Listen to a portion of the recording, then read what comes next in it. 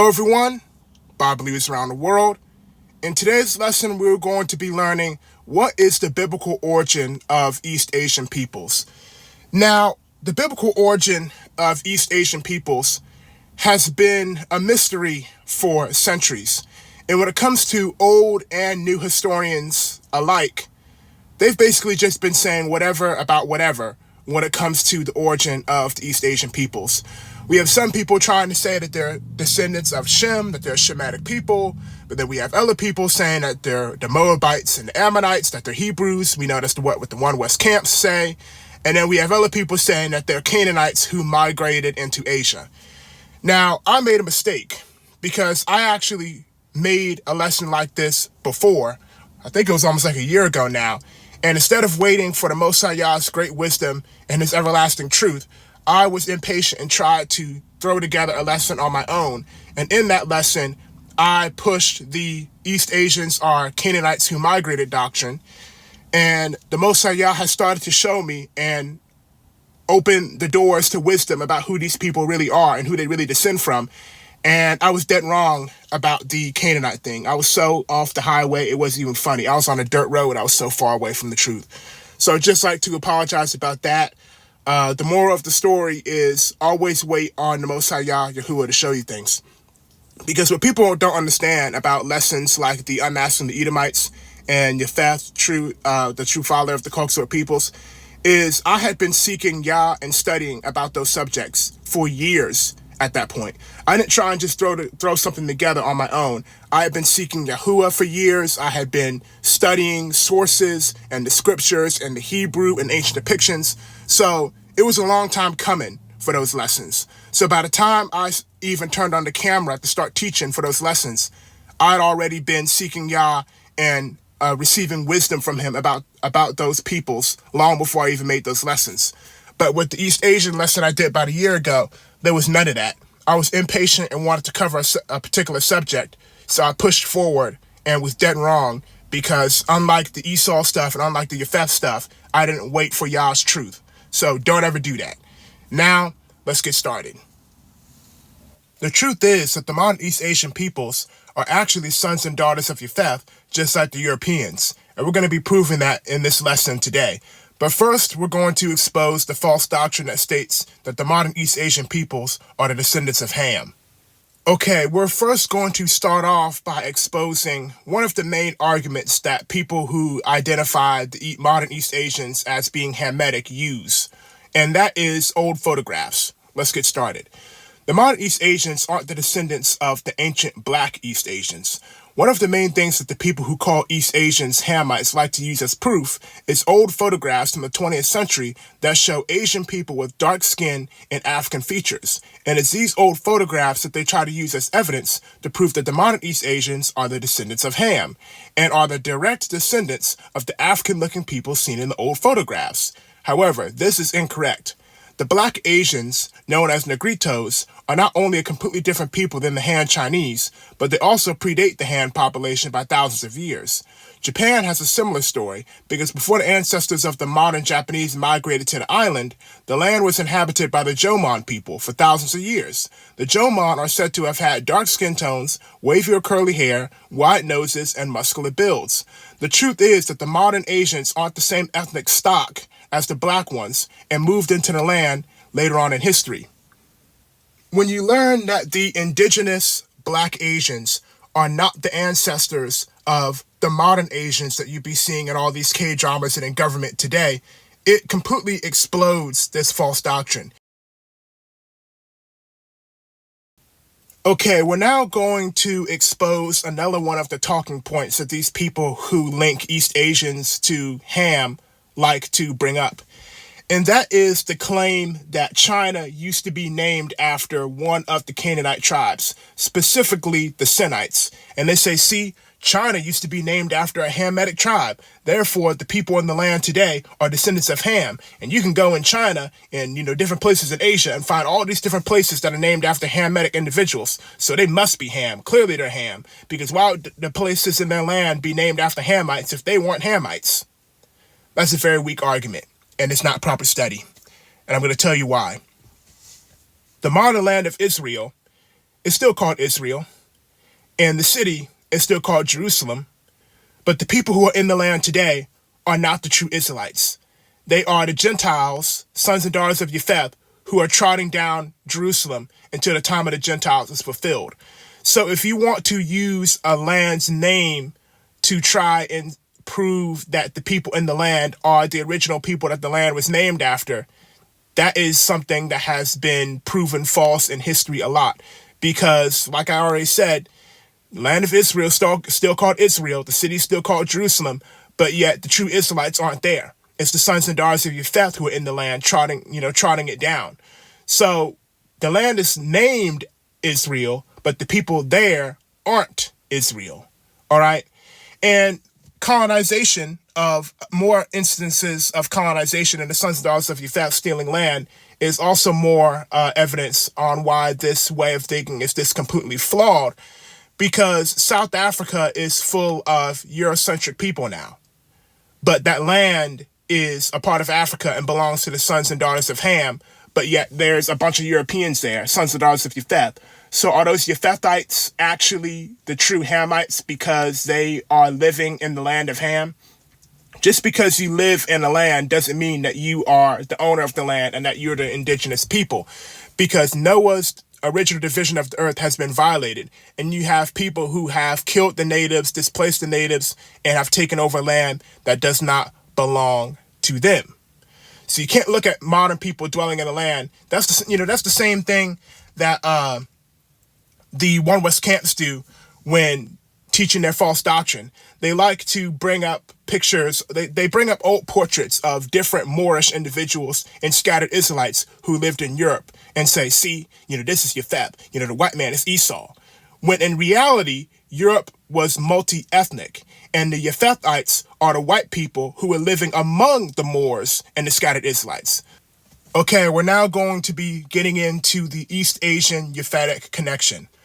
Are the modern East Asians Japhetic? The East Asian connection to Europeans.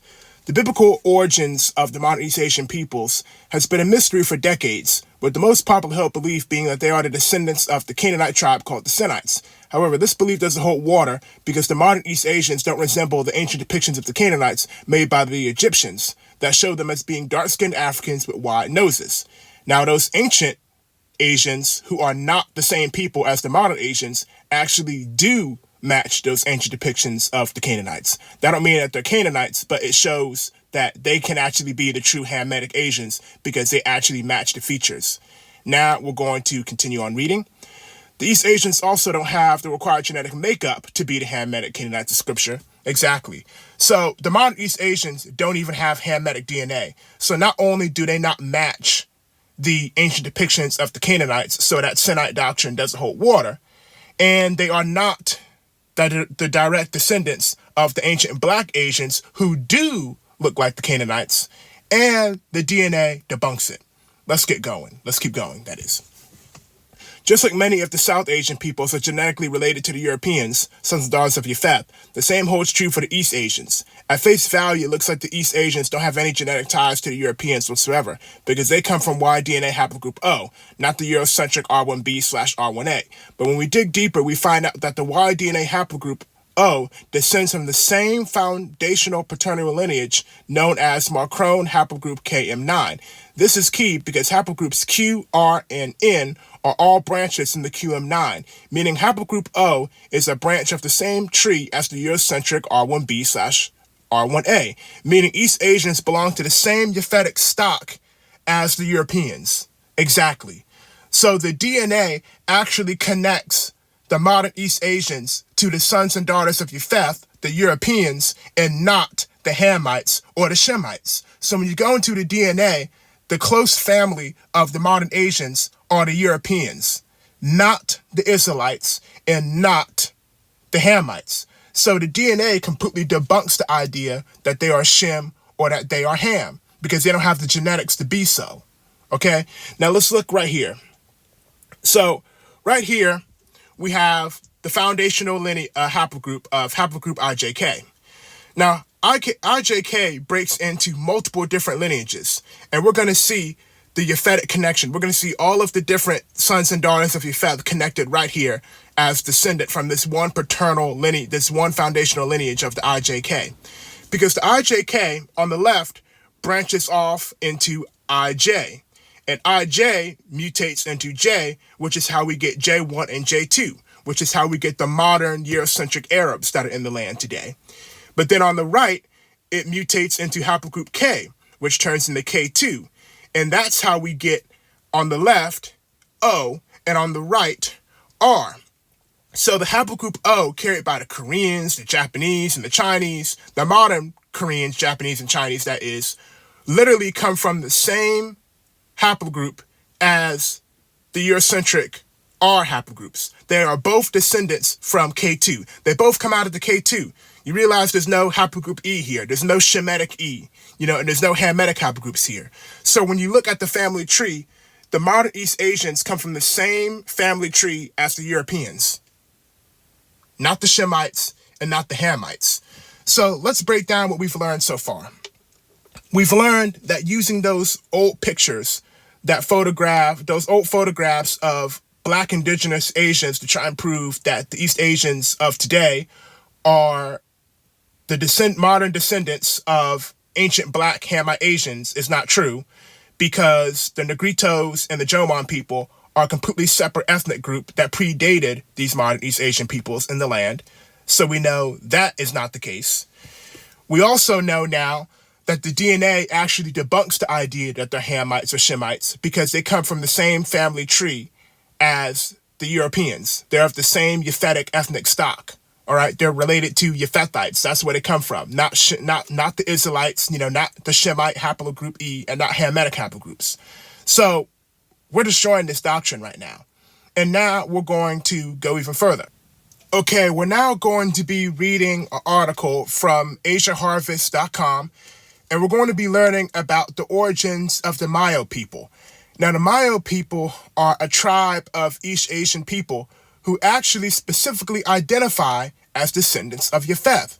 Now, this is very important from a genetic standpoint as well, because not only are we going to learn that these people identify as Japheth, but the haplogroup that they carry is the same haplogroup that all of these other modern East Asians carry. They descend from the haplogroup O, just like the modern Koreans, just like the modern Japanese, and just like other Chinese peoples. So we're learning a lot here today. We've already debunked the teaching that the modern East Asians are the descendants of the Black ancient Asians. And we've already seen that according to the DNA, that they're sons and daughters of Japheth. All right, they come from the same Yaphetic ethnic stock as the Europeans. They're related, closely related, in fact. And now we're going to be doing some written sources now, because we have the DNA and we've exposed, really one of the main arguments of the Hamitic doctrine. But now we're going to be reading about this group of Asian people who identify with Japheth. Not Shem and not Ham. Let's get started. Genesis according to the Mayo. The mysterious origins of the Mayo is made even more intriguing by their oral traditions handed down in song and in couplets, where each alternate sentence acts as a definite of the first. This method has helped their stories and genealogies be remembered with great accuracy. At funerals and weddings, some of the Mayo groups today, the ancestry of the bride and the groom, are recited all the way back to Adam. From their genealogies, it can be seen that some Mayo tribes trace their ancestry back to Japheth and Gomer, which some scholars argue would make them of Indo-European stock. If this theory holds true, it would support the speculation that the Mayo originated in today's Middle East or Central Asia. While it's impossible to prove or disprove these theories, Mayo weddings and funeral recessions have helped the Christian message enter into the hearts of many Mayo people over the century. Okay, so what we just read is that they trace themselves to Japheth, not Ham and not Shem, okay? And they just said in this article, we can't prove the theories. They're just theories. We can't prove them, though. We just did with the DNA. Because we already did the Japheth the true father of the Caucasoid Peoples lesson, where we went into all of the ancient history, the DNA, the historical timelines, the depictions, and proved once and for all that the so-called white man is a descendant of Yefeth. And knowing that the so-called white man is really Yefeth, and that these people are related to Yefeth on the family tree side, on the DNA side, it confirms everything. All right. So the DNA shows that these people are closely related, and these people also identify as Yefeth. And these people, the Mayo people, come from the same haplogroup O as the other modern East Asians. Now, keep in mind, these Asians who identify as Yefetic and who the DNA confirms are Yefetic don't come from the same haplogroup. They're not the same haplogroup as the ancient black East Asians. See how everything's coming together now? All that we're learning today is definitely explaining a lot, because when you look at the appearance of the modern East Asians, they resemble the Europeans way more than they do the ancient black Asians, and we now know why, because they're not the descendants of those ancient black Asians. They're a completely different ethnic group that moved in to the land thousands of years later. Everything from their hair texture, long, straight, silky hair, narrow noses, and thin lips, and thin body builds. These are characteristics that the Europeans also have. And now we know the genetic connection, and now we know the historic connection. And they look like the sons and daughters of Yefeth because they are sons and daughters of Yefeth. And this also explains a lot of their culture and why they act the way that they do. Because I mentioned this, I think, in a lesson about the Latinos, or it was either the Indians or the Latinos. When stuff hits the fan, the East Asians side with the Europeans, not with us. All right. So when stuff goes down, you see the East Asians unite with the Europeans, not with the Hamites and not with the Shemites.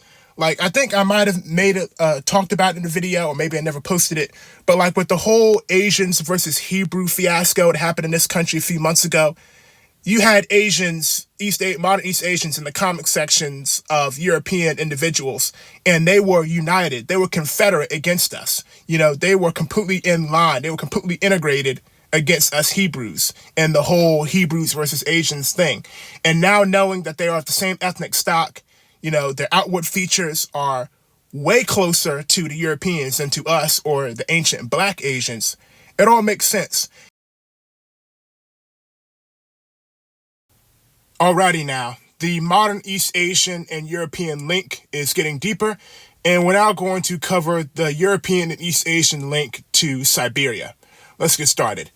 After moving out of the Near East, the people carrying haplogroup K2 didn't immediately go into Europe and Asia, but instead they moved into the Central Asian steppe and southern Siberia. And it's here where the ancestors of the Europeans and modern East Asians actually lived together for centuries. And later on, haplogroup K2 split, creating haplogroup K2A and haplogroup K2B. K2B would give rise to haplogroup R, which is the dominant Y DNA haplogroup carried by Europeans today. And K2A would give rise to haplogroup O, which is the main Y DNA haplogroup that's carried by the vast majority of modern East Asians. Europeans and modern East Asians are family. That's right. This is significant because it clearly shows that the East Asians of today are Yefetic in origin, because not only are they genetic brothers to the Europeans, but early on in their history, they followed the same migration pattern before eventually going their separate ways, with the carriers of Y DNA haplogroup R spreading into Europe, and the carriers of Y DNA haplogroup O moving into Asia. And right here we have the breakdown that we looked at earlier, and we can see the K2 and how they mutated and turned into O and R. You see, we have NO, which then turned into O, and then we have P, which turned into R. So the East Asians and the Europeans are both descendants from the K2. They're brothers. Therefore, we have proved today that the teaching that the East Asians are Canaanites or descendants of Shem does not hold water. Alrighty, that wraps up our lesson. We have learned a lot today. And it really just goes to show that the Most High Yah, Yahuwah, was not kidding when he said that he would enlarge Japheth. Because as you can see, Japheth is all around the world. We have the sons and daughters of Japheth in America and Canada, Japheth in Europe, Japheth in Latin America, Japheth in Southern Asia, Japheth in Africa, Japheth in the Middle East, and now we know that Japheth is in East Asia as well, debunking the false doctrine that the modern East Asians are the descendants of the biblical Canaanites or that they are Shemitic peoples. It's crazy to see how Yahuwah has really enlarged the sons and daughters of Japheth, because early on in their history, the sons and daughters of Japheth, specifically the European branch, were just a small population of barbarians that were really getting dominated by the Moors and, other Shemitic and Hamitic peoples who moved into Europe. But now, the so-called white man is huge and can be found just about everywhere in the world. And the Asian branch of Japheth has grown too, and it's huge because we have the Southern Asians, the Indians, the majority of the Indians, the Pakistanis, and the Bangladesh are also descendants of Japheth, genetic family to the Europeans. They're all, genetic family, share the Japhetic history. And now we know about the enlargement in East Asia, as we have the modern East Asians who migrated in and grew in these countries that the ancient, Negritos and Jomon were already there. Now, bye for now.